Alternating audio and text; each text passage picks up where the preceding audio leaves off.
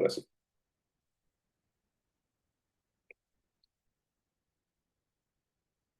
Se ve la diapositiva, ¿cierto?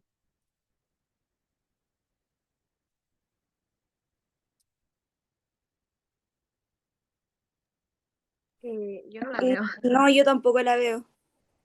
Yo tampoco la veo, profe. A ver, eh,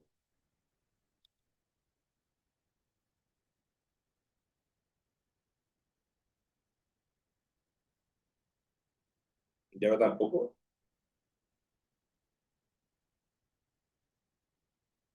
No, en mi caso nada todavía. A ver, En mi caso igual nada. no,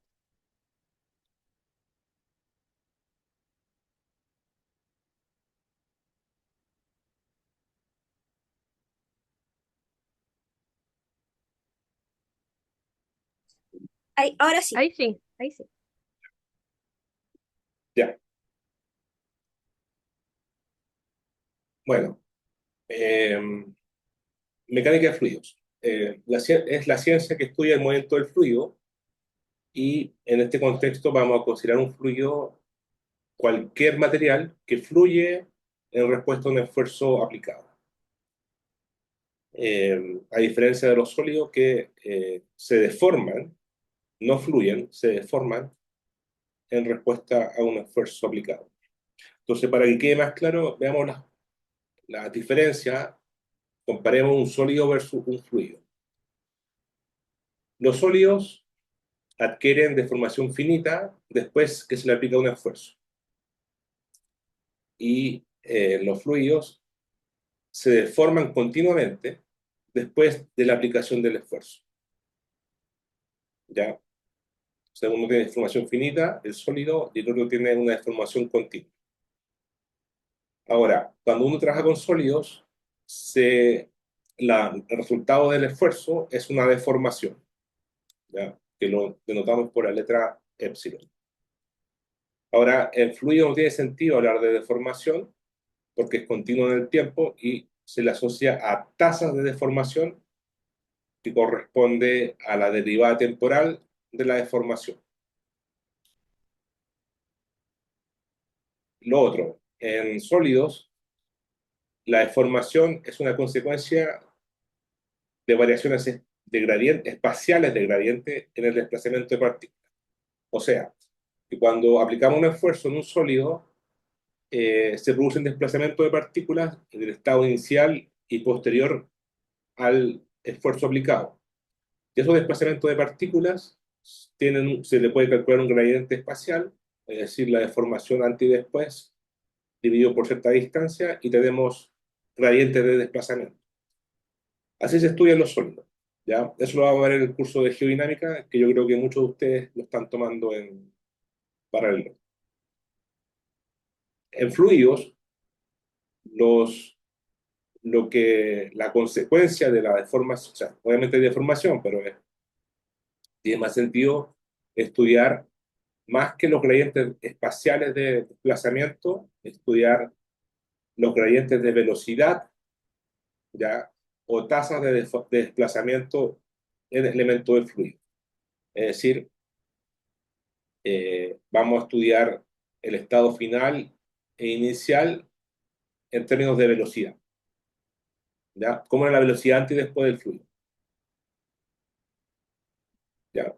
Pero bueno, eso va a quedar más claro cuando entremos en las ecuaciones de mecánica de fluido. Eh, pero lo importante es tener el paralelismo entre sólido y fluido. Acá se trabaja con epsilon, con deformación, y acá se trabaja con tasas de deformación, es decir, con la derivada temporal de epsilon. ¿Alguien se acuerda cuál es la unidad física de deformación?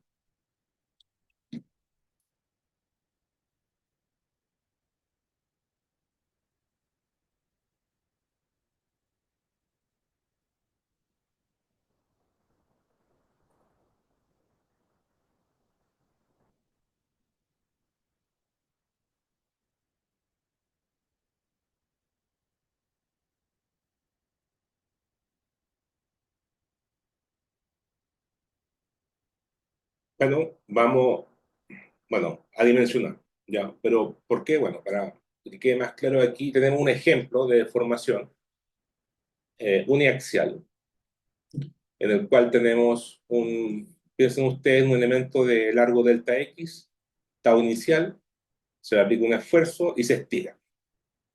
Es decir, tenemos un incremento delta WX.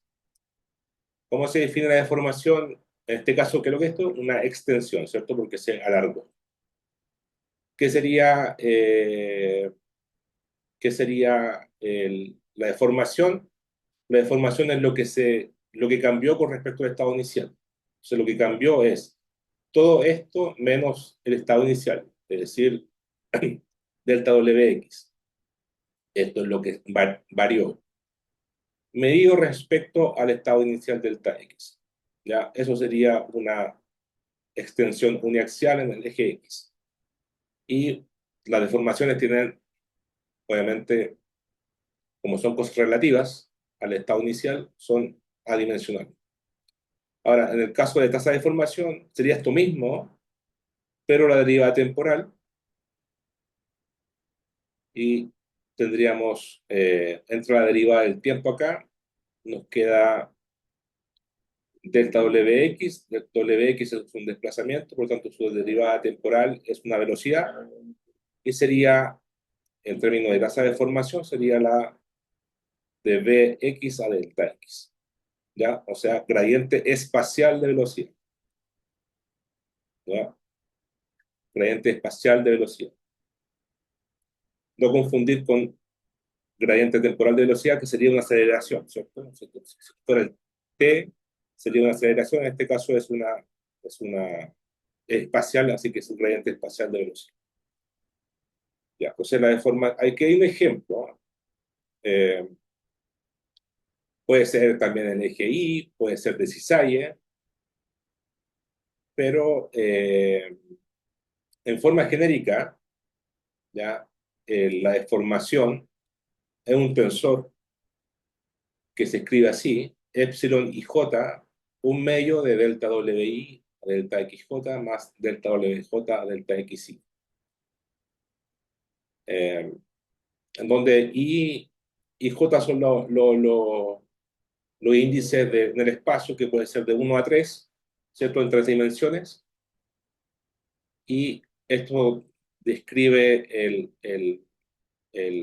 la deformación. Si ustedes ponen aquí I igual 1 y J igual 1, nos queda epsilon XX, que sería esto.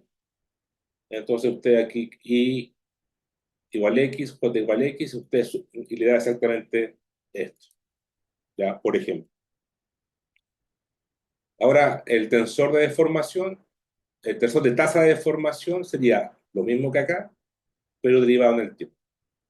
Entonces estos desplazamientos se transforman en velocidades, ¿ya? Entrando la, eh, eh, la derivada temporal aquí. Ahora, esto es el tensor tasa de deformación, porque esto es una matriz en el fondo, es una matriz de 9 componentes, ¿cierto? De 3 filas y 3 columnas. Y generalmente el fluido más estudiado y simple, entre comillas, es el fluido newtoniano o fluido lineal. Bueno, hasta ahora hemos hablado de deformación y de tasa de deformación. Como dijimos, para producir una deformación, una tasa de deformación, se necesita aplicarle un esfuerzo al material. Ahora, ¿cuánto se deforma? Va a depender de la ley constitutiva, que es cómo se liga el tensor de esfuerzos con el tensor de deformación en el caso de sólido, o el tensor con el tensor de esfuerzos con el tensor de tasa de deformación. El tensor de esfuerzos se denota con la letra tau IJ o sigma IJ, más usado, sigma IJ, que corresponde a los esfuerzos en el eje, o sea, en la matriz de esfuerzos, o el tensor de esfuerzos.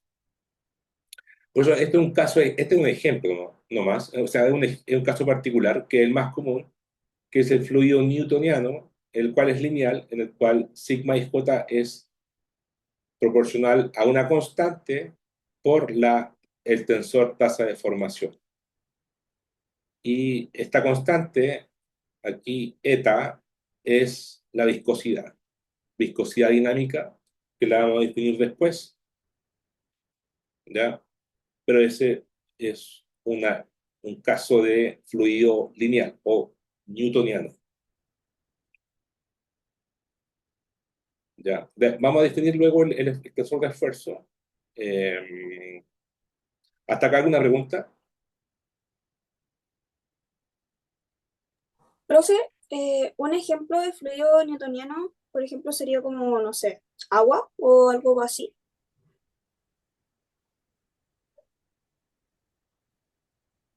El, bueno, esas son leyes empíricas, ¿ya? Y yo entiendo que los fluidos newtonianos, o sea, aquí vamos a ver casi puro fluido newtoniano, eh, y yo he visto, se puede modelar como primera aproximación el agua como un fluido newtoniano, ¿ya? Ahora, eh, el tema está en, porque la viscosidad, si no varía mucho, está bien usar un fluido newtoniano. El tema está es que la viscosidad en el espacio varía mucho, ahí esto deja de ser lineal, ¿cierto? Deja de ser lineal y se transforma en un fluido más complicado. Entonces, dado que el agua a ciertas profundidades, o sea, a cierto rango de espacio, no debiese cambiar mucho la constante eta, la viscosidad, perfectamente puede ser un fluido newtoniano. Pero hay otros que se complica más y esto deja de ser lineal y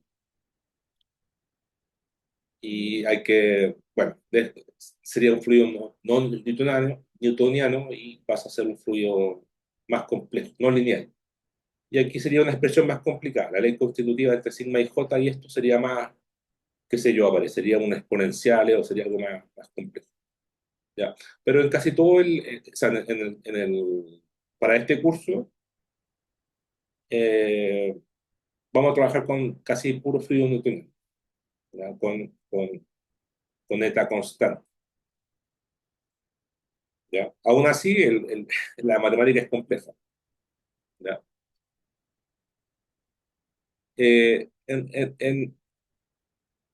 Vamos a ver, aquí un repaso conceptual. ¿Ya? Aquí vamos a aplicar, para estudiar los fluidos, vamos a ocupar la ley de conservación de masa. ¿Ya? La masa se conserva. Vamos a estudiar, vamos a aplicar también o a utilizar la conservación de momentum y energía, y vamos a considerar una ley constitutiva de un fluido.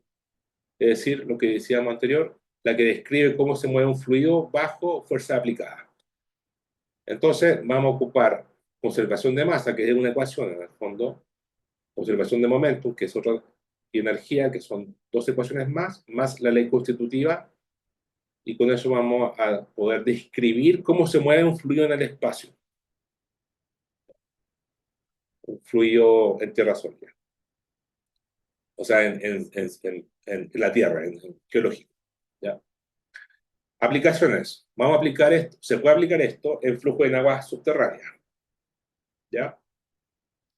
Se puede aplicar esto en flujos magmáticos, en acuíferos, ¿cierto? Que son sistemas de agua subterránea, en geysers, ¿ya? Y el clásico ejemplo de geología o de ciencia de la Tierra, convección en el mar, que ocurre bajo la litosfera y es el motor de la tectónica de placas, ¿cierto? Que produce las plumas y produce el movimiento de las placas, continental drift, la separación de los continentes.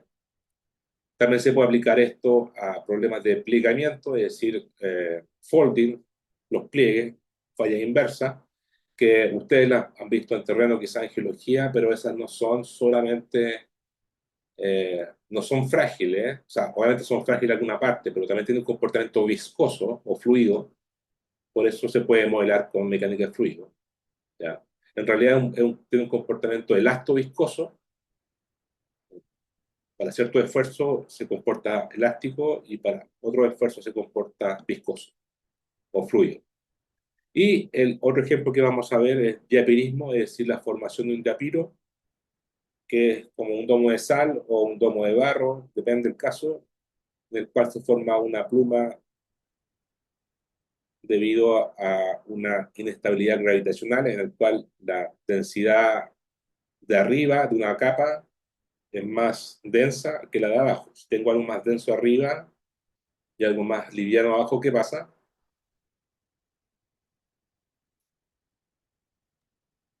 Lo que es más denso va a empezar a bajar y lo más liviano va a empezar a subir. Lo más denso empieza a bajar de alguna forma y lo más liviano empieza a subir. Eso es inestabilidad gravitacional y dependiendo de la viscosidad, se puede demorar mucho o poco en formarse el diapiro, ¿ya? Pero eso lo vamos a ver en detalle en el curso. ¿Ya? Bueno, esto lo vamos a ver en geodinámica también, pero es la herramienta. El tensor de esfuerzos, para que se lo matemáticamente, es digamos, una matriz, ¿cierto? Un tensor de 3 por 3. ¿Cuáles son las componentes de ese tensor? Bueno, sigma 1, 1, sigma 1, 2, sigma 3, 3 y los cizalles. Bueno, aquí tenemos, por ejemplo, un elemento de masa, un cubo, en el cual, supongan ustedes que tengan aquí en esta cara, ¿cierto? Los esfuerzos se aplican sobre una superficie, los esfuerzos son, o sea, las fuerzas de volumen con la gravedad se afectan cada partícula del volumen del cuerpo y los esfuerzos afectan la superficie del cuerpo, ¿ya? O el área del cuerpo. En este caso, el área sería en el eje X3 y X2 y tendría un esfuerzo aplicado, llamémosle TE1, que lo que sería E1, bueno, que es la componente en E1.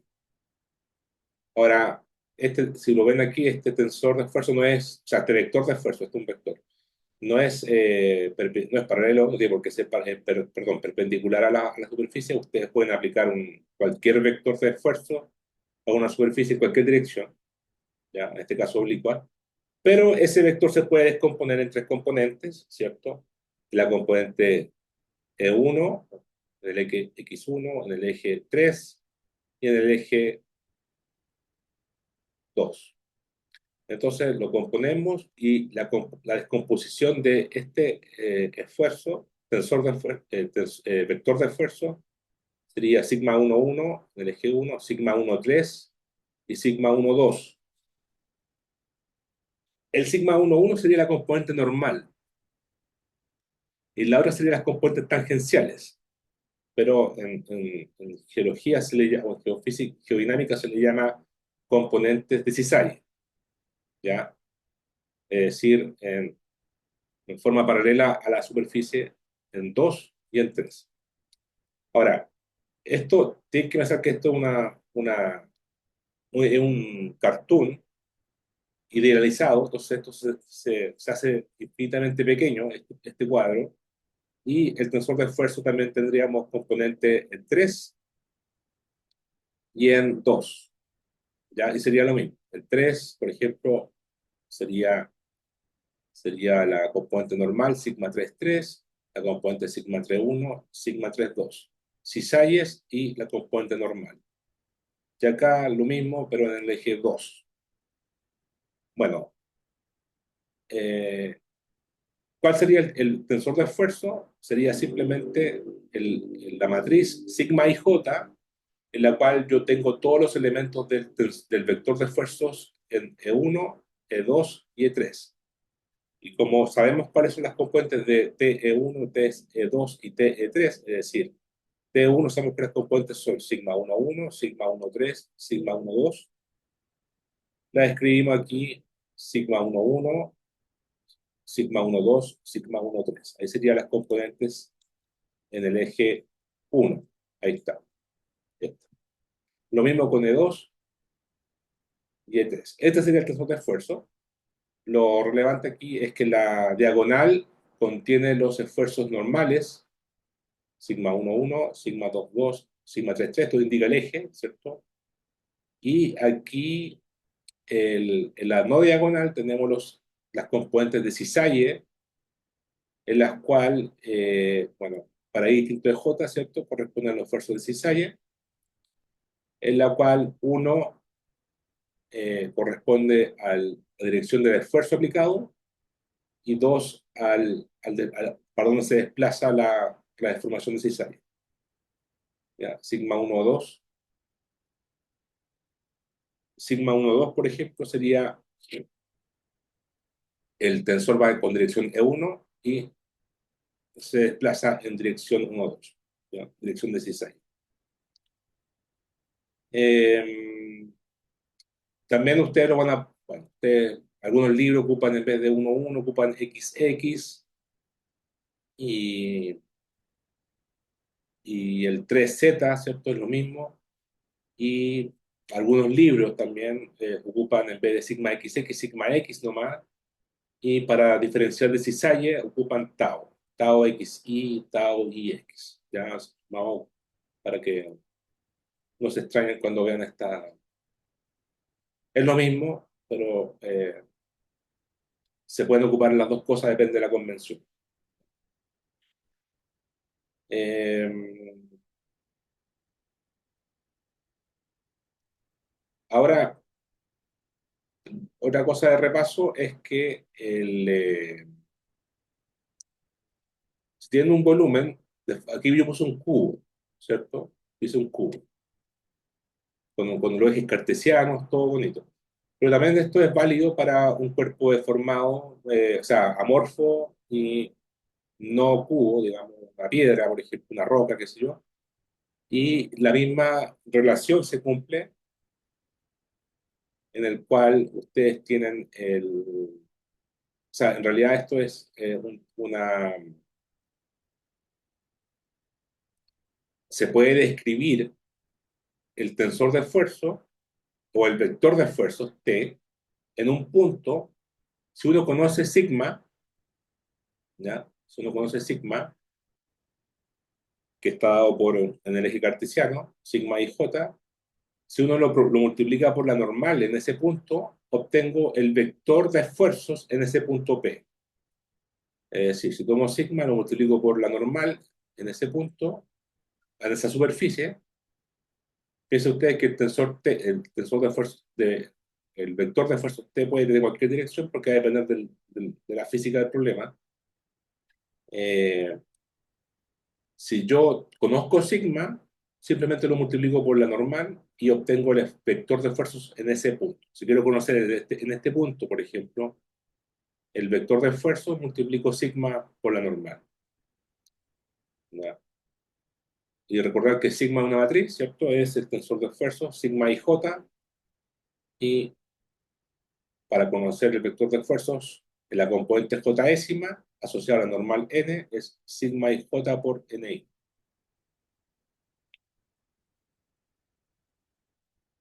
Ya, esto lo vamos a ver en lujo de detalle en geodinámica,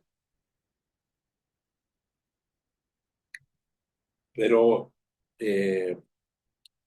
entrando más acá en fluidos, tenemos algunas definiciones de esfuerzos importantes, como el esfuerzo diatórico, ¿ya?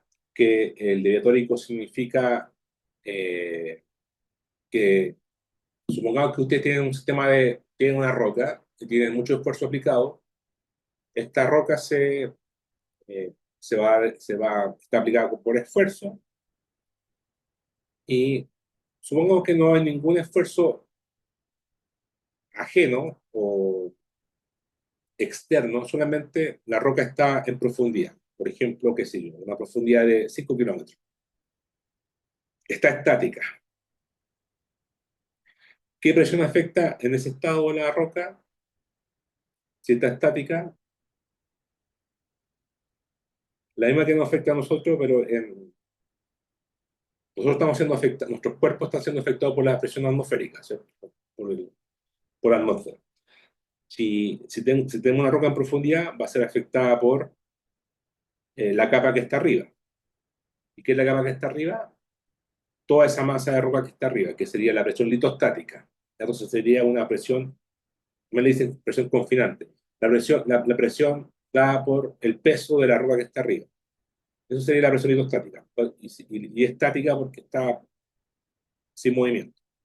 Ahora, ¿qué pasa si yo aplico un esfuerzo externo, como por ejemplo un esfuerzo tectónico o un esfuerzo antropogénico o perturbo? Bueno, eso sería un esfuerzo extra que perturba la parte de equilibrio. Y eso lo llamamos esfuerzo deviatorio. ¿Ya? Por eso se viene de desviar, ¿ya? De desviación. ¿Ya? Sigma IJD. ¿Y cómo se calcula? Bueno, si conozco el campo total de esfuerzo, sigma IJ, le resto la parte estática o litostática. ¿Cuál es la parte litostática? Bueno, la parte litostática corresponde a un tensor de esfuerzos que es eh, isotrópico. ¿Ya? ¿Qué es lo que es isotrópico?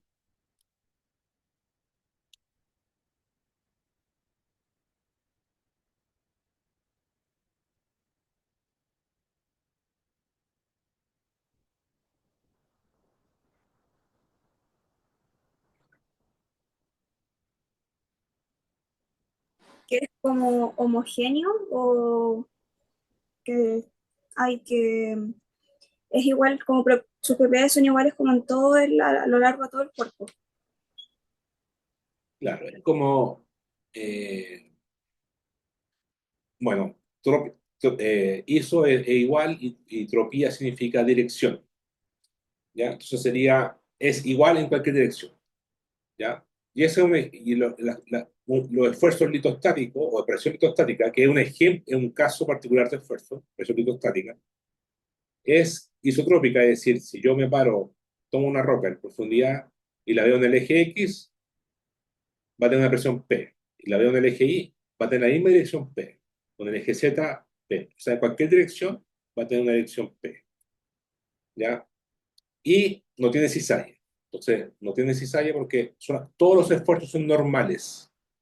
¿Ya? Por eso tiene solamente componentes normal, la diagonal, P, P, P, y no tiene cizalla 0, 0, 0 en la no diagonal. ¿Ya? Y aquí el delta IJ es la matriz de identidad en el fondo. O sea, la matriz 1, 1, 1, 0, 0, 0, pero también se le conoce como delta Kronecker, que nos dice que si I igual J vale 1, perdón, si I igual J, esto vale, claro, este valor vale 1, y si I punto de J, este valor vale 0. Si se cizalla, esto va a valer 0. ¿Ya? Esa es la parte isotrópica. Por eso, para calcular el diviatórico, ¿qué hay que hacer? Hay que restarle la parte isotrópica. Entonces, tomo el campo total y le resto la parte isotrópica. Ahora, ¿qué es lo que es la parte, cómo se calcula el P? Bueno, el P sería la traza del campo total dividido por 3, es decir, el esfuerzo normal medios. Ya la traza sería simplemente la suma de todas las componentes normales, sigma 1, 1, sigma 2, 2, sigma 3, 3, dividido por 3. Eso nos da P. ¿Ya? Eso nos da P. En el caso de hidrostático, en el caso de un fluido, sigma 1, 1, sigma 2, 2, sigma 3, 3 son todos iguales a P. ¿Ya? Bueno, en este caso genérico, porque aquí estamos en caso perturbado, sería este P. ¿Ya? Este P, que sería la traza, dividido por 3. Y como conocemos P, simplemente le restamos el campo total menos P y nos da la parte deviatórica. Y esto es lo que interesa en realidad, porque nos dice, porque nosotros no vamos a estudiar cosas estáticas, vamos a estudiar cosas dinámicas. Entonces uno quiere saber cuál es el esfuerzo deviatórico, es decir, lo que rompe el equilibrio, ¿ya? O la parte que perturba. ¿Ya? Eso es el esfuerzo deviatorio. ¿Ya? No se olviden, sigma y j, se calcula el P, se resta y se obtiene el esfuerzo deviatorio. Entonces, el campo total, o sea, yo puedo pasar esto para la derecha, o sea, para la izquierda, y puedo decir que sigma ij, un campo total, siempre se puede expresar en una componente isotrópica, que sería esta, y la otra derivatórica esta, ¿cierto? Paso a la izquierda y la parte isotrópica y la parte derivatórica. Otro ejemplo de esfuerzo efectivo. Cuando yo tengo, por ejemplo, una roca y le aplico un fluido, ¿ya? Tengo una roca en profundidad y está con un campo de esfuerzo sigma ij, pero además le aplico los fluidos. La presión de fluido, ¿cómo actúa frente a una roca o a un cuerpo cualquiera? Ustedes mismos, cuando están bañándose en un lago, en una piscina, ¿cómo les afecta la presión de fluido? ¿En qué dirección va? ¿En todas? En todo el cuerpo, de acuerdo, pero ¿en qué dirección? Como hacia el cuerpo, Hacia el cuerpo. ¿sí? Pero, Entonces, o sea, perpendicularmente hacia el cuerpo. sí, eso. Normal o perpendicular al cuerpo, o a la superficie de cada punto del cuerpo. ¿Ya? Se actúa, igual la electrostática también, ¿verdad? Todas las cosas electrostáticas son isotrópicas y actúan normal. Recuerden, los tensores de esfuerzos isotrópicos son todos normales, no tiene nada de cisay, ¿ya? Entonces, los fluidos actúan hacia el cuerpo, ahí está el signo menos, porque es hacia, menos el eje, digamos, por eso es menos, y son todas iguales, P sub F, ¿ya? Y es normal, por eso aquí si yo pongo I igual J, va a quedar 1, normal. Si hay distinto de J, va a quedar cisay y no es nada. Entonces, afecta solamente la componente normal. Ahora, claro, eso es la presión de fluido. Si además estamos con una roca con un campo total distinto, sigma i j, el esfuerzo efectivo, por eso se llama efectivo, va a ser el sigma i j menos la presión de fluido, ¿ya? En el caso de que haya un fluido. Y ahí se achica la componente normal, ¿ya? Se achica la componente normal. Entonces, en otras palabras, los fluidos reducen el esfuerzo normal. Y el esfuerzo inicial se mantiene, ¿ya? Bueno, esto, como dijimos, sería el fluido que se puede expresar, no lo olviden, sigma i j, o tau i j, ahora vamos a ocupar más tau, sigma i j, con menos pf, pf es constante, por sigma i j.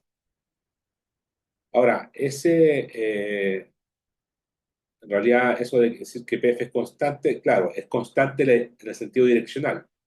Da un z, no depende de dirección, es isotrópico.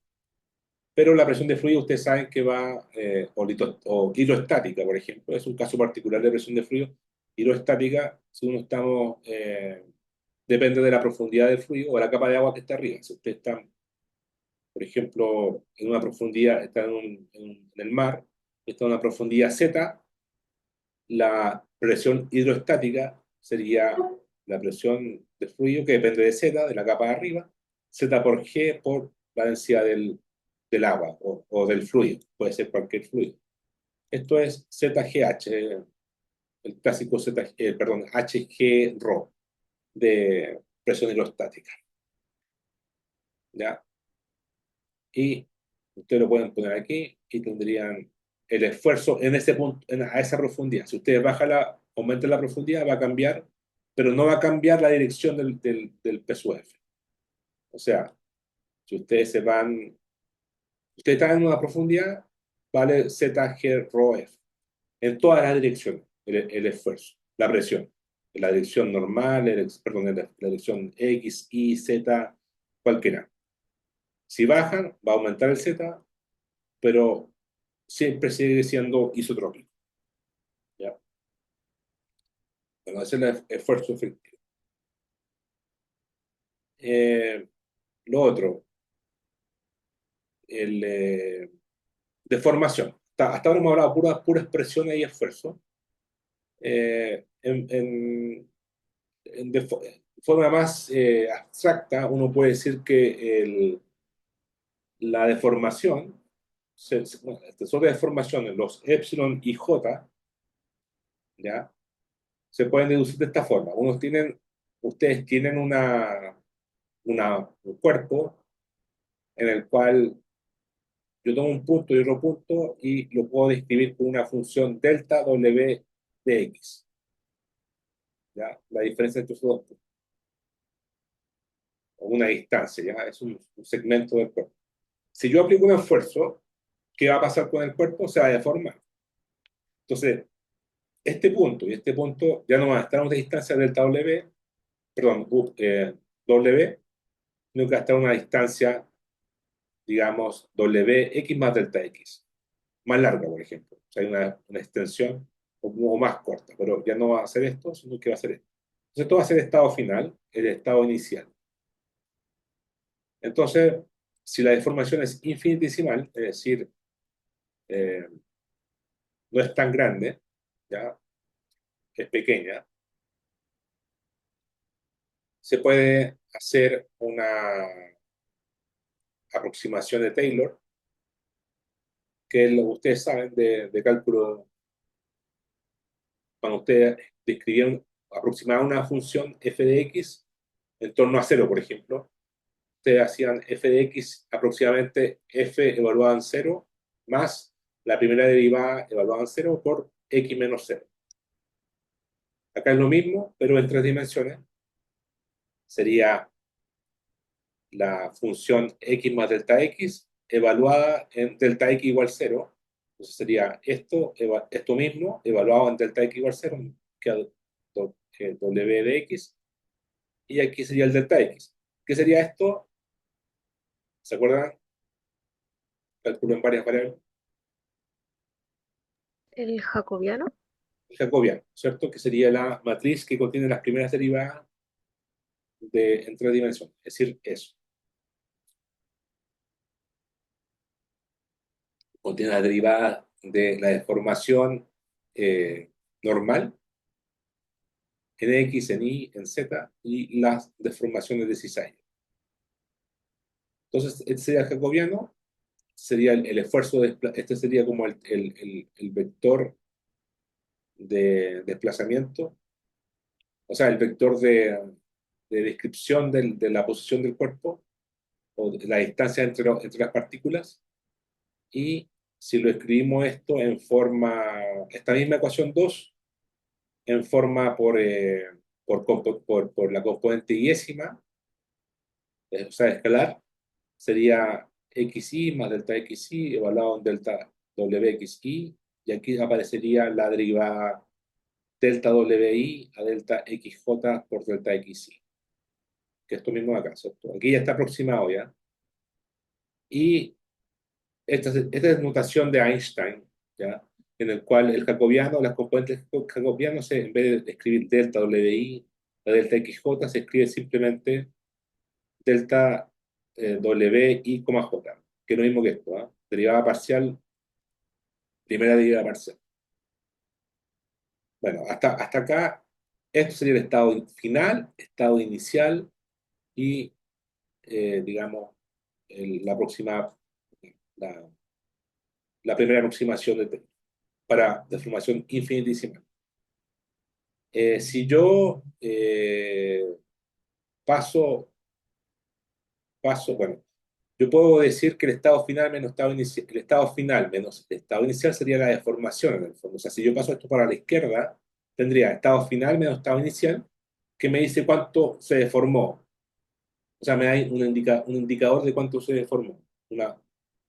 Ahora, estudiamos un poco esta matriz, este componente, que sería la diferencia entre estado final y estado inicial, y el delta WI, en el fondo sería esto lo interesante, el delta WI a delta XJ, que sería esto mismo, el jacobiano, y se puede escribir así, delta WI a delta XJ sería bueno, estructura álgebra, ni quita ni pone, ¿cierto? Ustedes ponen delta WI a delta J más delta WJ a delta XY, un medio, más un medio de delta WI a delta XJ menos delta WJ a delta XY. O sea, le agregué esta componente y se cancelan entre sí. ¿Cuál es la gracia? La gracia es que este es el tensor de esfuerzo. Este es el tensor de esfuerzos delta WIJ. Es decir, es el strain tensor. Y la que está acá es el tensor de rotación. Ahora, ¿qué quiere decir esto? Quiere decir que cuando yo aplico un esfuerzo, se deforma, en realidad pasan más cosas.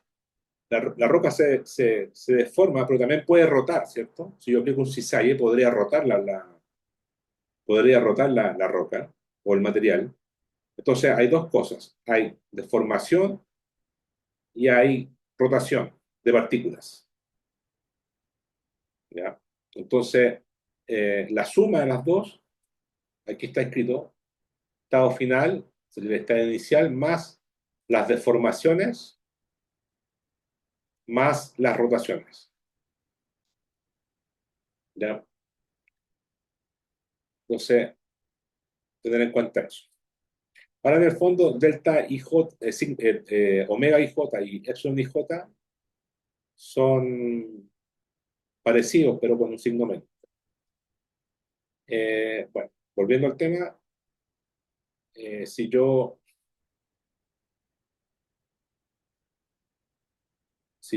escribo aquí, ¿cierto? Estado final, estado inicial, más epsilon IJ, más omega IJ, paso este para la izquierda, me queda estado final menos estado inicial, que sería como el desplazamiento total, ¿cierto? Esto sería estado final menos estado inicial. Y si esto se puede decir que es un desplazamiento total, desplazamiento resultante, y los desplazamientos pueden ser, es la suma de las deformaciones más las rotaciones. ¿Ya? Recordar que estos son unidades, tienen unidades adimensionales, por eso se multiplica por el delta XY, que sería el desplazamiento, o sea, el segmento de variación. Entonces aquí podemos definir el tensor de deformación, epsilon y j, un tensor de orden de tercer orden, y sería epsilon XX, epsilon II, y de segundo orden, perdón, de 3 elevado a 2 componentes, es decir, 9 componentes, epsilon XX, epsilon XY, etc. Estas son las normales y cizallas, deformaciones. Y se puede, corresponden a esto, las derivadas de los desplazamientos con respecto a XJ, es decir, gradientes espaciales. Ahora, para fluido vamos a ocupar tasa de deformación, y es simplemente tomar esto y derivarlo por el tiempo, y nos queda aquí epsilon XX punto, etc. Y que es lo mismo que derivar esto con respecto al tiempo, y derivadas temporales de desplazamiento, delta W, se convierten en velocidades, ¿cierto? Delta WIJ a delta W, perdón, delta WI a delta XJ más delta WJ a delta XY. ¿Ya? Delta WI punto es velocidad temporal, velocidad. Entonces, este es el tensor de tasa de deformación que vamos a ocupar cuando veamos las ecuaciones para describir un fluido. ¿Ya? ¿Hasta acá alguna pregunta?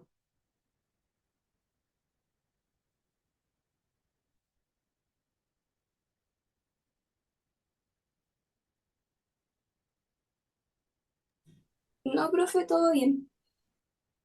Ya, en resumen, los sólidos adquieren deformación finita después de la aplicación de esfuerzo. Y se le asocia a deformaciones epsilon. ¿Ya? Sigma y J es proporcional a epsilon y J de alguna forma. Bueno, la relación entre sigma y J y epsilon es lo que se conoce como reología. Reología es la función de cómo se deforman los materiales, ¿ya? O la forma, geología significa eso, es la forma en cómo se deforman los materiales. Eso va a estar por la relación entre sigma y j y epsilon y j, ¿ya? La deformación es consecuencia de variaciones espaciales de gradientes en el desplazamiento de partículas, ¿cierto? Son delta WI a delta XJ. Esas son las variaciones espaciales de desplazamiento. Los fluidos son lo mismo, pero no de desplazamiento, sino que de velocidades. Es decir, son resultados de gradientes de velocidad, delta WI a delta XJ. Ahora, los fluidos se deforman continuamente después de la aplicación de esfuerzos. Y se le asocia a tasa de deformación epsilon punto, es decir, sigma y j es proporcional por cierta constante, alguna ley, por la tasa de deformación. Ya. Esto sería la parte, el contexto, ¿ya? De los esfuerzos y las deformaciones y tasa de deformación. Ahora viene la parte ya propiamente tal de fluidos, y para eso hay que entrar con la ley de conservación.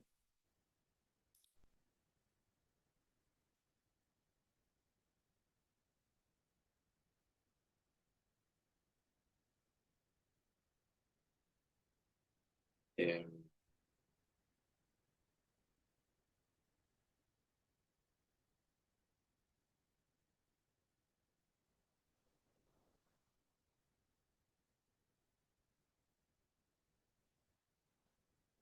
lo que tendríamos ahora con ecuación de movimiento de fluidos.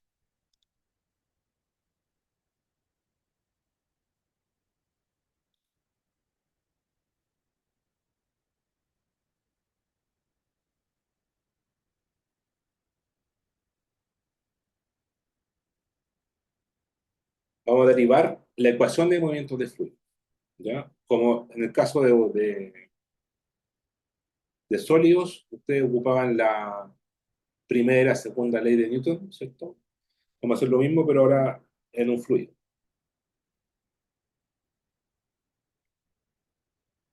Ya, primero vamos a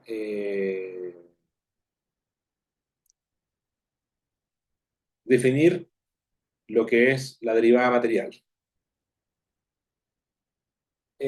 Matemáticamente, la derivada material corresponde a eso. Si tengo un escalar gamma, se denota derivada material con D grande, ya de mayúscula, sería la derivada parcial con respecto al tiempo, más la velocidad por el gradiente de la propiedad física, o del escalar gamma. ¿Qué velocidad estamos hablando acá? Bueno, estamos en un contexto de un sistema que se está moviendo. Puede ser un caudal de agua en un río que se está moviendo, ¿cierto? Entonces queremos describir esas partículas que se están moviendo, cómo se mueven entre sí. A esa velocidad nos referimos, a la velocidad del sistema. También se puede aplicar esto, por ejemplo, a una micro. Ya, si ustedes están en la calle y ven una micro moverse, esa sería la velocidad v de la micro que se mueve, pero dentro de la micro también hay gente que se está moviendo entre sí. ¿Ya? Entonces, eso es lo que, para eso sirve la derivada material. Entonces, de ahí viene el sistema euleriano y el sistema lagrangiano. ¿Ya? En el sistema euleriano yo no veo el sistema moverse, entonces yo estoy en un punto de referencia y las partículas se mueven. Pero si yo tengo un sistema euleriano, el sistema se está moviendo con velocidad v, pero dentro del sistema mismo también se mueve, entonces sería el sistema euleriano. ¿Ya?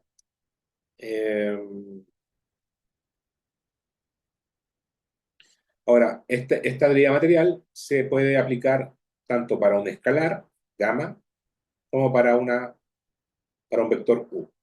¿Ya? Es lo mismo. Aquí sería el producto punto entre vector velocidad por el gradiente de gamma. Y acá sería la divergencia por el vector u. Ahora,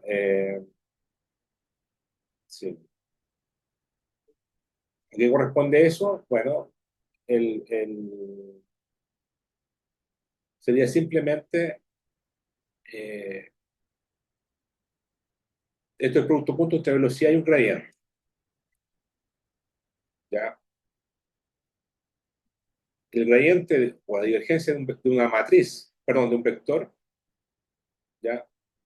De un vector, corresponde también a también es un vector, ¿ya? Y corresponde a, no lo puse acá, no lo encuentro, pero sería aplicar, ups, sería, esto es un vector, ¿cierto? Esto es un vector. Acá es un escalar, esto es un escalar, esto es un escalar, y esto es el producto punto de dos vectores, es un escalar. Aquí, si esto es un vector, esto es un vector, esto tiene que ser un vector. Entonces, la divergencia de una matriz, perdón, en este caso, esto habría que dejarlo en forma escalar, perdón, vectorial, ¿ya? Y bueno, esto es aplicar esto mismo, pero a cada fila de la, del vector U, ¿cierto? Si usted tiene un vector U, tiene tres componentes, U1, U2, U3. Componente uno de toda esta ecuación, bueno, ustedes simplemente colocan aquí U1, U1 y acá U1, y aplican lo mismo que acá. Esa es la componente uno. Componente 2, análogo. U2, U2, U2 y tiene componente 2. U3, etc. ¿Ya? Entonces esto es lo mismo, pero en forma vectorial. ¿Ya? Un ejemplo de sistema lagrangiano y euleriano. Imagínense ustedes que tienen un tubo de largo L que se está moviendo con velocidad v. Al lado izquierdo tengo temperatura T igual 0. Al lado derecho tengo temperatura T sub 0. Y se puede estudiar todo de dos formas, desde el punto de vista lagrangiano o desde el punto de vista euleriano. Lagrangiano, el sistema de referencia está dentro de la barra. ¿Ya? Estoy dentro de la barra. Entonces yo estoy moviéndome con la barra, así que no veo moverse. ¿Ya? Como nosotros en la Tierra, no vemos la Tierra moverse, entonces es lo mismo. O cuando están en la micro, ustedes ven, no ven a la gente moviéndose, saben que la micro se está moviendo, pero dentro de la barra no se mueve. Euleriano, el sistema de referencia está fuera de la barra. Entonces ahí sí veo el sistema moverse. ¿Ya? Entonces aquí la pregunta es cómo se distribuye la temperatura en el espacio, tanto del punto lagrangiano e euleriano. ¿Ya? Esto se está moviendo. ¿Cómo veo esto? ¿Cómo veo la temperatura cambiar? Bueno, en el sistema euleriano, perdón, en el sistema lagrangiano, yo no veo moverse, entonces velocidad es cero. ¿Ya? La velocidad es cero. Bueno, aquí yo impuse una ecuación, que es la ecuación de calor, que la vamos a ver en el curso de geodinámica, y quizás la vieron en el curso de geofísica general, en la cual describe cómo varía la temperatura. Esta es la ecuación de Fourier, o la ecuación de calor, o de conducción conducción de calor, en la cual la temperatura varía en el tiempo por la difusividad térmica, por el, el armónico de la temperatura, más una fuente radiogénica, el A, ¿ya? El laplaciano de T. Eh, Así que nos queda esta ecuación. Si yo vería moverse, varía la temperatura dentro de la barra. Pero ¿qué pasa? Esto es desde el punto de vista lagrangiano. Ahora, ¿qué pasa si fuera desde el punto de vista euleriano? Yo vería la placa moverse. Entonces la calor no solamente va a conducirse dentro de la barra, sino que también va a haber movimiento de las propiedades de calor, porque se está moviendo. Y eso es lo que cuando se mueve en el espacio, a cierta velocidad v, una propiedad física, en este caso calor o temperatura, eso se llama advección, ¿ya? Que es como se mueve una sustancia en el espacio, o una propiedad física. Entonces yo vería componente de advección. En el caso lagrangiano no veo advección térmica en este caso, porque yo estoy dentro de la barra y la velocidad es cero. Ahora, si yo asumo que dentro de la barra hay equilibrio térmico, entonces delta T a T igual cero, este es un caso particular de esta ecuación, ya está en equilibrio térmico, es decir, no varía la temperatura temporalmente, y además asumo que no hay fuente radiogénica, ustedes resuelven esta ecuación aquí, y ustedes claramente van a deducir que si la temperatura aquí es cero y acá este sub cero, este largo L, la temperatura aquí aumenta solamente en el eje X, y la temperatura es lineal de 0x dividido por L. Es decir, para x igual L, esto vale T sub 0, para x igual 0 vale 0. ¿Ya? Es un caso de equilibrio. Y el A no lo tomamos en cuenta y qué sé yo. ¿Ya? Pero lo relevante aquí es que B es 0. En cambio, si B no es 0, en el sistema euleriano, ¿ya? Ahí sí hay término advectivo, ¿ya? Ahí sí aparece la componente de advección B por delta T, que es lo mismo que está acá, ¿eh? B por delta. Bueno, aquí es delta gamma, pero ustedes reemplazan gamma por T, es lo mismo que está acá, T, temperatura. ¿Ya? Recuerden que gamma es cualquier propiedad física. Entonces aquí ponemos T y nos queda esta ecuación más general de calor, en la cual yo tengo la componente de conducción o de difusión, la componente radioactiva y la componente advectiva. También pueden conocerla a veces como la componente convectiva, ya que es con transporte de masa, pero en este fondo, en esta parte sería con transporte de calor. ¿Ya? Entonces, para eso sirve la derivada material desde el punto de vista euleriano. Ahora, si ustedes esta ecuación la pasan a este término para la izquierda, les va a quedar justo delta a delta T más B por la divergencia de T, ¿cierto? Paso esto para acá. Y esto que está acá es justamente la derivada material, la definición de derivada material. O sea, para eso sirve la derivada material. No solamente para estudiar la variación temporal de la propiedad física, sino que también para incluir el término advectivo, es decir, cómo se mueve en el espacio la propiedad física. Porque se está moviendo, por ejemplo, los fluidos.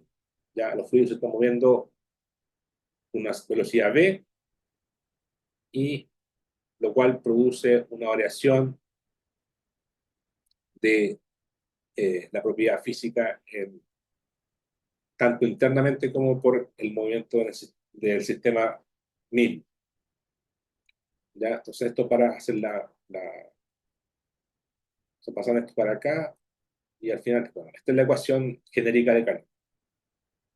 Ya, ahora no se preocupen si no queda claro lo que es el kappa, el laplaciano de la temperatura del A y el B, porque eso se ve en otro curso, se ve en el curso de... O sea, igual lo vamos a ver aquí al final, ¿ya? Pero esto es la ecuación de difusión de calor, que yo creo que la dieron en geofísica general. ¿Me pueden confirmar? ¿Geofísica general? ¿Vieron esta ecuación o no? Es importante esta ecuación, ¿por qué? Porque el calor es el motor de la Tierra, ¿cierto? ¿Por qué las placas se mueven?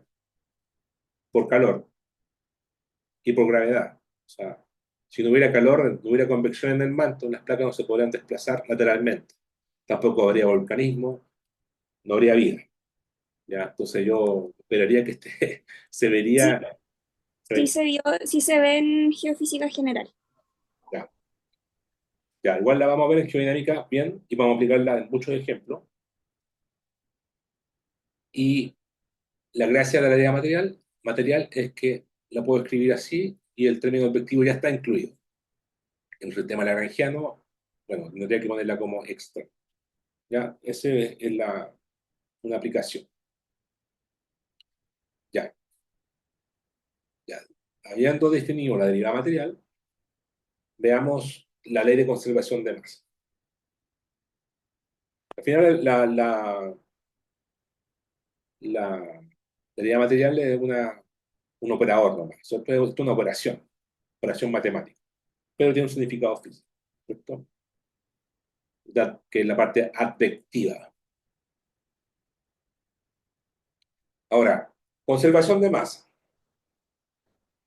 Bueno, eh, si yo tengo una masa, un cuerpo de masa m, y yo lo deformo, tiene un volumen B, ¿ya? Y una densidad ρ, en principio el ρ no tiene por qué ser constante, pero bueno, tengo una masa, por lo tanto, masa es igual a, o densidad es kilo por volumen, dividido por volumen, ¿cierto? Entonces, la masa sería volumen por densidad. Tengo tengo un cuerpo. Lo deformo, ¿ya? Le aplico un esfuerzo, se deforma. ¿Qué va a cambiar? Pensemos en las tres propiedades: densidad, volumen, masa. Si yo deformo un material, ¿qué va a cambiar? El volumen ¿Qué más? y la densidad. Y la densidad, ¿ya? Por eso se llama conservación de masa.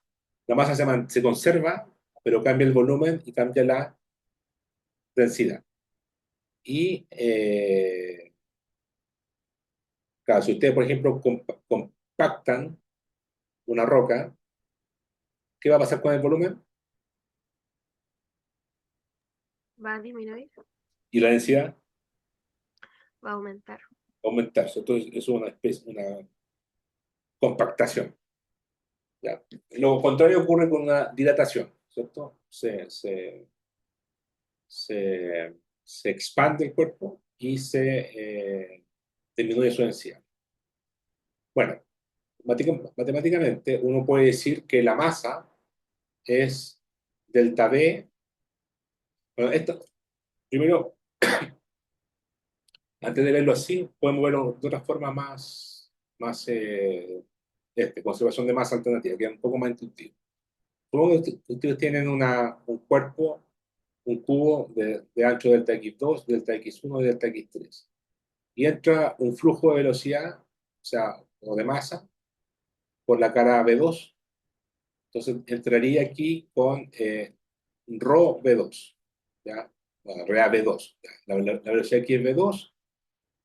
Ahora, ¿qué es lo que es la masa que entra? Bueno, sería, o flujo de masa, sería rho por la velocidad por el área, ¿cierto? Por toda esta cara A entraría una velocidad B2, por la densidad sería rho vea, que tiene unidades de kilo sobre segundo.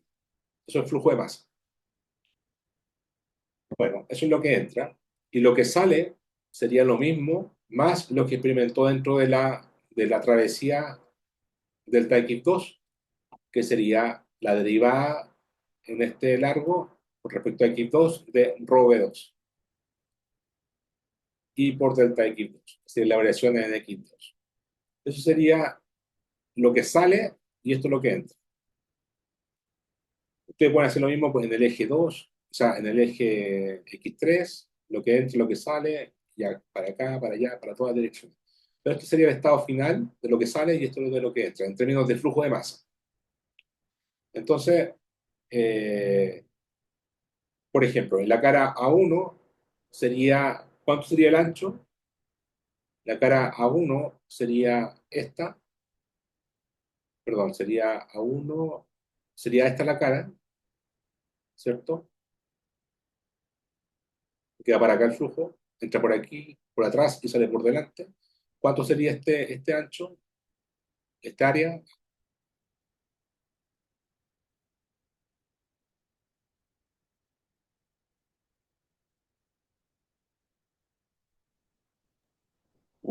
No caché, ¿cuáles eran como los lados que había? El, sí, por ejemplo, ups, por la cara A2, o sea, por P2, aquí entra el flujo, ¿cierto? Sería la cara que está a la izquierda. Ujú, Sería, el área sería delta X3 por delta X1, ¿cierto? sí, Delta X3 por delta X1, y etcétera. Si entra por arriba, sería la cara delta X1 por delta X2, y así. Aquí hay un error, parece. Por la cara A1 sería rho B2 por delta X1 por delta X2. A1 sería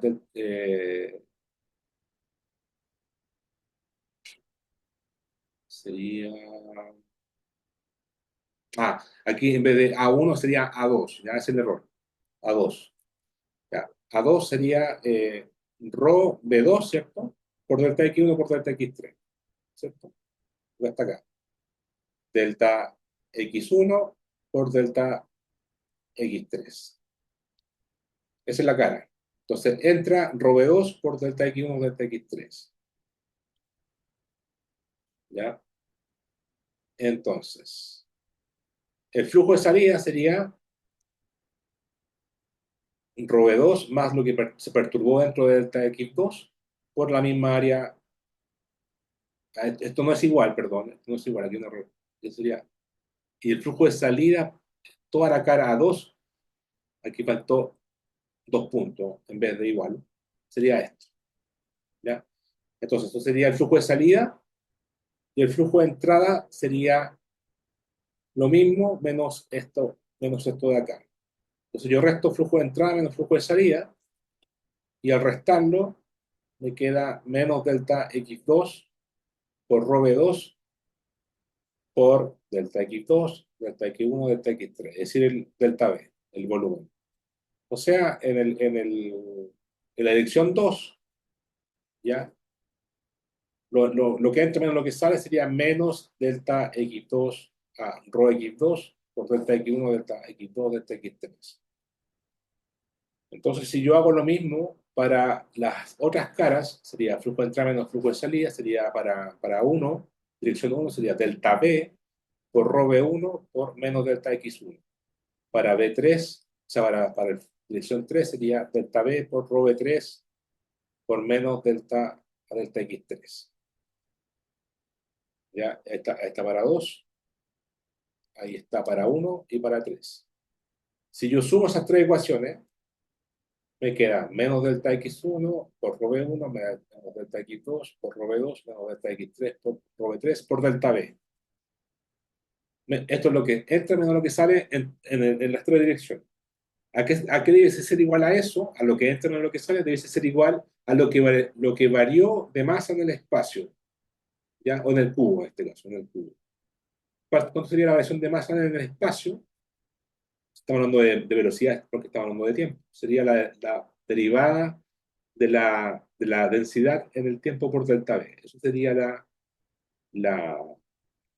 la variación de masa en el cubo.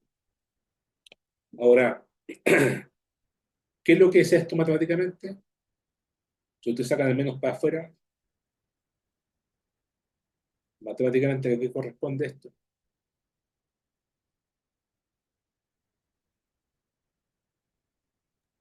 ¿no sería gradiente? Eh, todo esto es escalar, ¿eh? Todo es escalar. O sea, esta es la componente 1 de la velocidad, una densidad, son derivadas nomás. Sería, ¿están de acuerdo? La divergencia, esta es la divergencia de ρ por v. O sea, es como tomar el vector velocidad con sus tres componentes, v1, v2, v3, y aplicarle la divergencia, ¿cierto? La divergencia es delta x1 con respecto a v1 por la densidad incluida. Divergencia con x2, divergencia con x3. Es decir, sería menos la divergencia por de ρ por la velocidad, por el vector velocidad. Entonces, estos delta v se van, se van estos delta B, y concluimos lo siguiente, que la divergencia de ρ por V es la variación de densidad en el tiempo. Ahora, si yo aplico la propiedad de la divergencia, paso esto para la derecha, por ejemplo, la divergencia sería, aplico derivada de un producto, divergencia de ρ por V más densidad por la divergencia del vector V, igual 0. Bueno, en este caso sería un gradiente. Delta ρ sería gradiente de ρ por la velocidad. Recuerden, la densidad en principio no es constante y tiene componentes en X, en Y y en Z. Por eso es el gradiente ρ. Gradiente ρ por la velocidad más la densidad por el gradiente, por la divergencia de B. Esto es escalar, el producto punto de un escalar, y esto es también escalar porque esto es una divergencia. Bueno, esta es la ley de conservación de masa. Ahora, si ustedes se acuerdan, recuerdan la definición de derivada material, esto más esto es justamente la derivada material de ρ a dt, ¿ya? De ρ a dt. Y tenemos este término de acá, ¿ya? ¿Qué es lo que es importante aquí? Esto, ¿ya? Más que la matemática, esta es la ley de conservación de masa. Derivada material de ρ más ρ por la divergencia de B. Ahora, esto es lo mismo, o sea, esta forma de deducirlo es lo mismo que si hubiésemos tomado esta ecuación de acá, variación de masa en el volumen, igual menos el flujo, ¿ya? Entonces, el término a la derecha es la definición matemática del flujo total. Si ustedes recuerdan el curso de, no sé cómo se llama ahora, mi tiempo se llama matemática aplicada, en el cuarto semestre. ¿Cómo se llama el curso ahora? Matemáticas aplicadas a la geociencia. Pero en plan común no hay un curso de matemática aplicada. Cuarto semestre. Eh, sí, em, se llama SEA ahora, es de cuarto semestre. No me acuerdo qué era la sigla, la verdad. Cálculo avanzado y aplicaciones, eso. Es. Ahí está la definición de flujo, ¿ya? Y después el menos porque es lo que entra, ¿ya? Pum, lo que está entrando. Es la superficie S, ¿ya? Esto es una forma bien abstracta, pero igual es, con la experiencia que tienen ustedes en el plan común, se puede entender. Esto es definición de flujo, matemática, es menos porque está entrando, y la velocidad es la normal del cuerpo, m, y es una integral de superficie. Y esto es la variación de masa en el tiempo. ¿Ya? Esta es la ley de la conservación de masa, pero si ustedes la trabajan en esta ecuación un poco, bueno, como tengo aquí una integral de volumen, ya que es una superficie, simplemente puedo ocupar el teorema de Gauss, teorema de divergencia de Gauss, que me transforma una derivada de, esa integral de superficie a volumen, aplicando la divergencia a este elemento, divergencia, esto es el teorema de Gauss, ¿cierto? Teorema de divergencia de Gauss. Aplican esto, y entonces esto lo reemplazo acá, con el signo menos, y puedo, como son las dos integrales de volumen, simplemente igualo los integrandos, es decir, esto con esto, y me queda al tiro esta ecuación, que es la misma que está acá. Esa, ¿ya? Entonces ahí me queda la conservación de masa. Y ahora viene lo aplicado un poco. Es la ecuación de conservación de masa, pero en los casos particulares que van a ser bien recurrentes en el curso, si la densidad es constante, es decir, la densidad no varía mucho para un cierto rango de espacio, en cierta longitud de onda, entonces claramente te van a salir de aquí que esto va a quedar cero, y Si esto es cero, entonces tiene que necesariamente la divergencia debe ser cero, ¿cierto? Esto es cero, esto va a ser, esto va a ser cero. Y gradiente de B igual, perdón, divergencia de B igual cero, se llama ecuación de continuidad, ¿ya? También se conoce como la condición de incompresibilidad o inextensibilidad. ¿Qué quiere decir eso? Quiere decir que el fluido es incompresible, ¿ya? ¿Qué significa incompresible? Que no sé, el nombre lo dice, que no se puede comprimir ni extender. Entonces, ¿cuándo ocurre eso? Por ejemplo, con los líquidos, ¿ya? Cuando el fluido tiene una viscosidad muy baja, en realidad más que viscosidad baja, aquí el nombre lo está diciendo, tiene una densidad constante, ¿ya? Cuando la densidad es constante, ahí ocurre un fluido incompresible. Y eso puede ocurrir en el agua, porque si usted tiene agua en un rango de espacio bien grande, o sea, por ejemplo, la superficie de la Tierra, la densidad del agua no varía mucho. Obviamente, si está en un ambiente salado, un ambiente dulce, de agua fresca, va a variar, pero dentro del mismo contexto, la densidad no varía mucho de un líquido, puede ser cualquier líquido. Se cumple esta ecuación de continuidad, ¿ya? Es compresible, o sea, es incompresible. ¿Qué significa eso? Que, por ejemplo, si usted agarra una bolsa de agua y la aprieta, ¿qué va a pasar?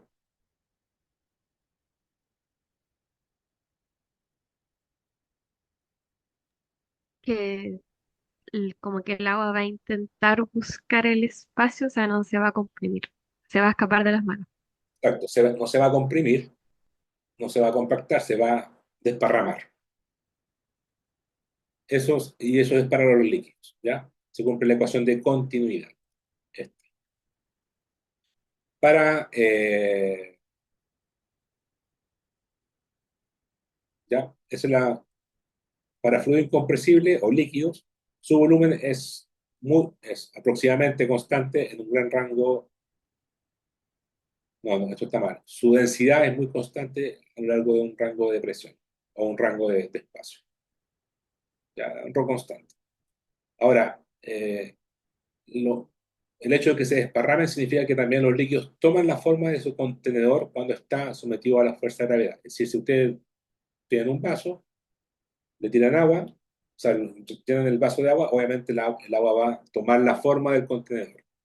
Ahora, ejemplos de fluidos no compresibles, o sea, de fluidos no incompresibles, o sea, compresibles. Ejemplos, gases, ¿ya? El aire, el oxígeno, son fluidos que se pueden comprimir, ¿cierto? Yo puedo comprimir gas, yo puedo, el aire, ¿cierto? El oxígeno, se puede comprimir, se puede expandir. Y fluidos compresibles,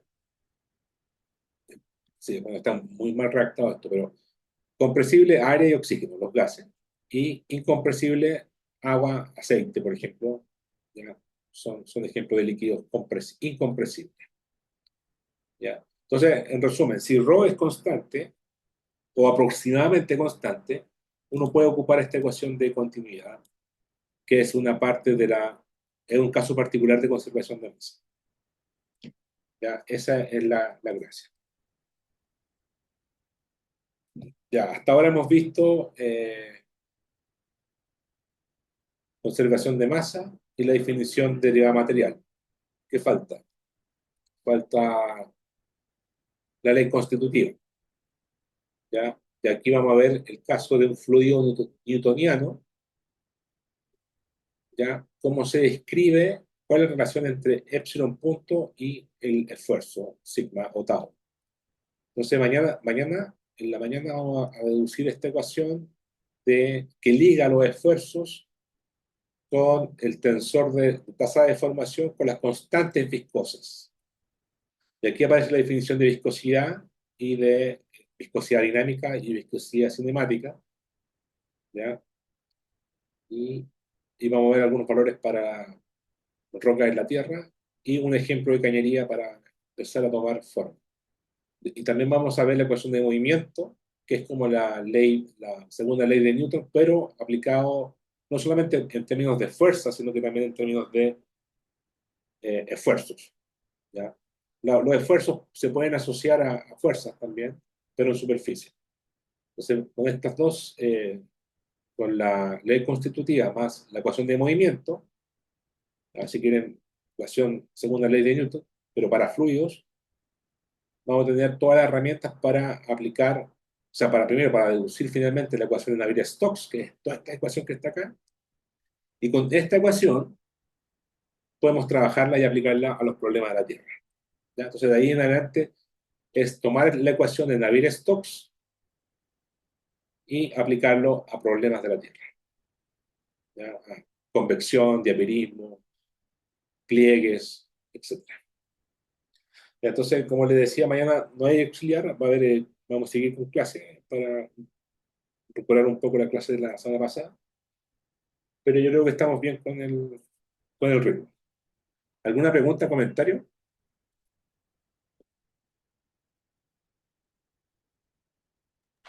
Creo que No, profe. las 3 clases de esta semana van a ser cátedra, entonces. Sí, sí, porque en realidad no tiene mucho sentido hacer clase auxiliar mañana si hemos visto poca materia. Y además que para recuperar un poco la clase de la semana pasada. Pero en todo caso, yo no tengo dudas de que estamos bien con los tiempos. Profe, y otra consulta, el calendario como de vacaciones, ¿cuándo lo veríamos? Sí, bueno, como vieron en el curso, el profesor Ricardo puso que hay dos controles, ¿cierto? Uno de tierra sólida y uno de meteorología. Los dos son obligatorios. Si uno falta uno de esos controles, no se puede recuperar en el examen, sino que tiene que hacerse un examen especial recuperativo. ¿Cuál es la gracia de eso? O sea, ¿por qué razón? Para no evitar una temática, ¿cierto? Para eso. Para no evitar una temática del curso. Ahora, el examen tiene de las dos partes, una mitad de tierra sólida y una mitad de meteorología, y ese sí reemplaza la peor nota. El reglamento de la escuela. El control 3 Pero, disculpa, pero el tema de las fechas, a eso me refería igual. sí, sí. Bueno, por lo mismo, como que creemos nosotros que la temática se controle lo máximo posible, o sea, todos los temas vistos se controlen lo máximo posible, lo más probable es que el control 1 de tierra sólida sea la semana 7, ¿ya? ¿Por qué? Porque el curso se acaba o la semana 8. Se acaba la semana, en la primera mitad se acaba, o sea, la primera mitad del curso de tierra sólida se acaba la semana 7,5, ¿cierto? 7 y media. Entonces, lo más probable es que sea la semana 7 u 8 el control de tierra sólida.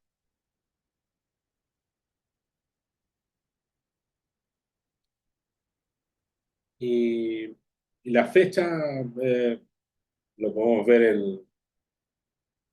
no sé, el jueves quizá, si quieren, para que lo estén reservado. ¿No se entiende, cierto? Sí, Sí, sí, según yo, bien fijar las fechas del día jueves, porque los otros cursos igual le están fijando como para asegurar que no haya ningún choque ¿Ya están fijados? o algo parecido. Algunos cursos, o sea, por ejemplo, análisis de señales, fijó las fechas ayer.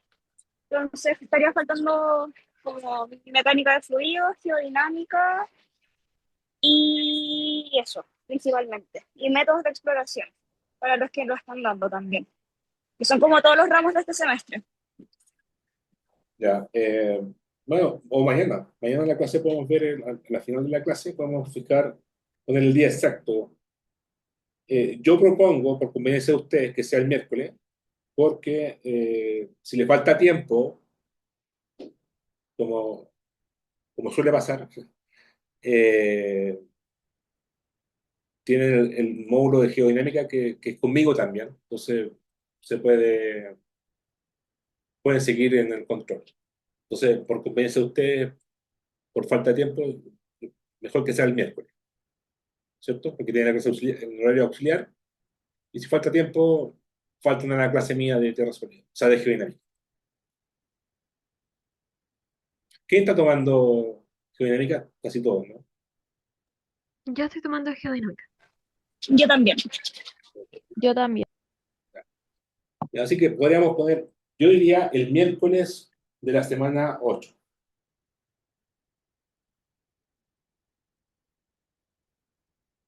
¿Ya?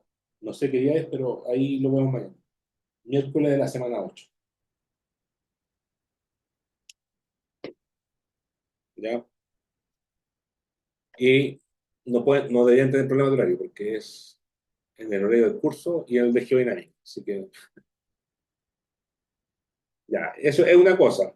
Las tareas, tengo que hacer una tarea luego, o sea, no luego, pero una vez que veamos bien la ecuación de Navier-Stokes, pues, dos tareas probablemente, y son de programación, porque hay que modelar los fluidos.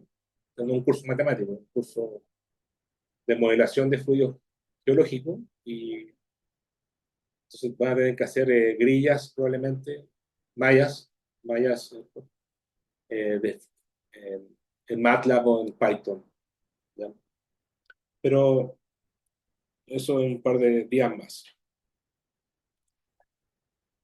Ya, pues, ya mañana digo qué día exacto es, pero sería el miércoles de la semana 8 el control 1. Ya, pues nos vemos mañana entonces. Chao, profe, nos vemos. Chao, Chao, profe. chao, Chao, profe. chao.